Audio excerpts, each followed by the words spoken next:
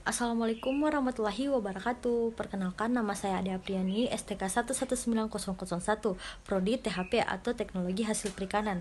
Nah, di sini saya akan menjelaskan mengenai apa itu zat pengawet.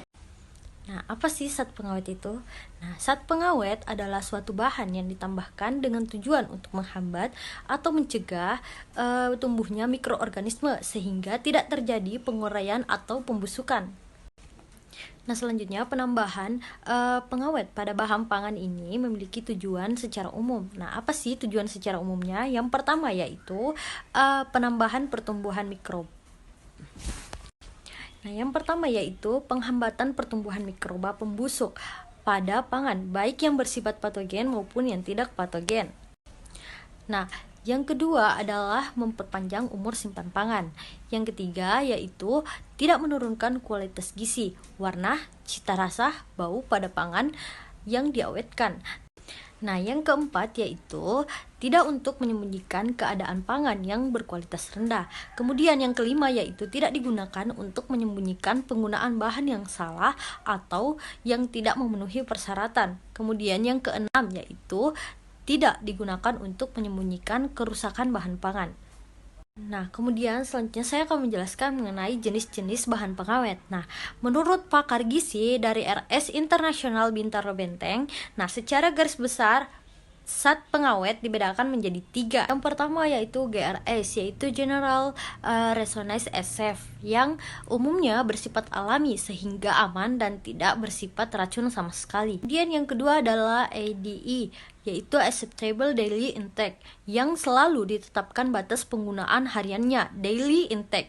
Nah, guna melindungi kesehatan konsumen. Kemudian yang ketiga yaitu zat pengawet yang memang tidak layak dikonsumsi alias berbahaya seperti boraks, formalin, rodamin B.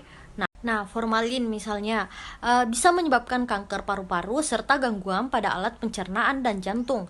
Nah, sedangkan penggunaan boraks sebagai pengawet makanan dapat menyebabkan gangguan otak, hati, dan kulit. Kemudian selanjutnya saya akan menguraikan beberapa bahan pengawet pangan yang berbahaya dan yang tidak berbahaya. Nah, yang pertama saya akan menjelaskan mengenai formalin, yaitu sebagai bahan pengawet yang berbahaya. Nah, formalin adalah larutan yang tidak berwarna dan baunya sangat menusuk. Nah, di dalam formalin terkandung formaldehid sekitar 37% formaldehid dalam air. Nah, biasanya ditambahkan metanol hingga 15% sebagai pengawet. Nah, kegunaan formalin merupakan salah satu bahan tambahan pangan yang dilarang karena berbahaya. Larutan formaldehid merupakan desinfektan yang efektif melawan bakteri vegetatif, jamur atau virus, tetapi kurang efektif melawan spora bakteri.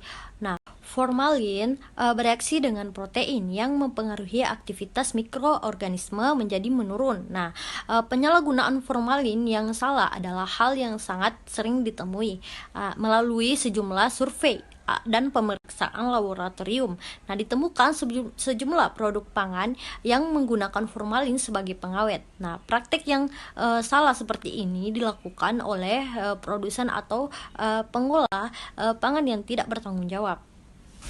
Nah, bahaya apa saja sih yang disebabkan oleh formalin ini?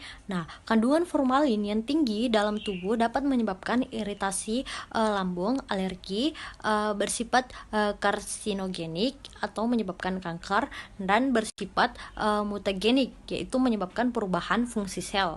Nah, dalam kadar yang sangat tinggi, pemakaian pada makanan dapat mengakibatkan keracunan pada tubuh manusia. Nah, yaitu rasa sakit perut yang akut disertai dengan muntah-muntah, timbal depresi, dan susunan syaraf atau kegagalan peredaran darah. Nah, selanjutnya yaitu pertolongan bila terjadi keracunan akut. Nah, pertolongan tergantung pada konsentrasi cairan dan gejala yang dialami korban. Nah, sebelum ke rumah sakit, berikan arang aktif, norit atau norit bila tersedia. Nah, jangan melakukan rangsangan agar korban muntah.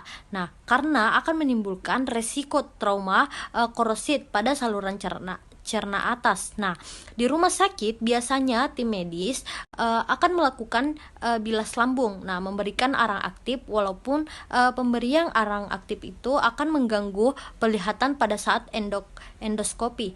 Nah, endoskopi adalah tindakan untuk mendiagnosis terjadi trauma esofagus dan saluran cerna. Untuk meningkatkan eliminasi formalin dari tubuh dapat dilakukan dengan hemodialisis atau cuci darah.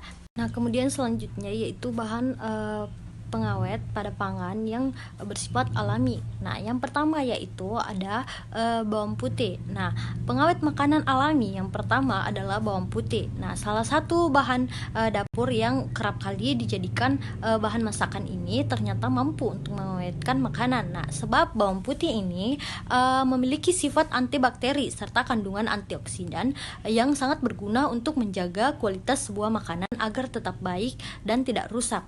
Nah, kemudian yang kedua adalah kluwak. Nah, kluwak merupakan salah satu bahan dapur yang berguna untuk memberikan warna dan menjadi bumbu pada masakan. Namun, tahukah Anda, kluwak ini juga dapat dijadikan pengawet makanan. Biasanya kluwak banyak digunakan dalam pengawetan ikan yang masih dalam kondisi segar. Nah, itu saja yang sempat saya jelaskan. Mohon maaf bila banyak kekurangan. Wabillahi taufiq wal hidayah. Assalamualaikum warahmatullahi wabarakatuh.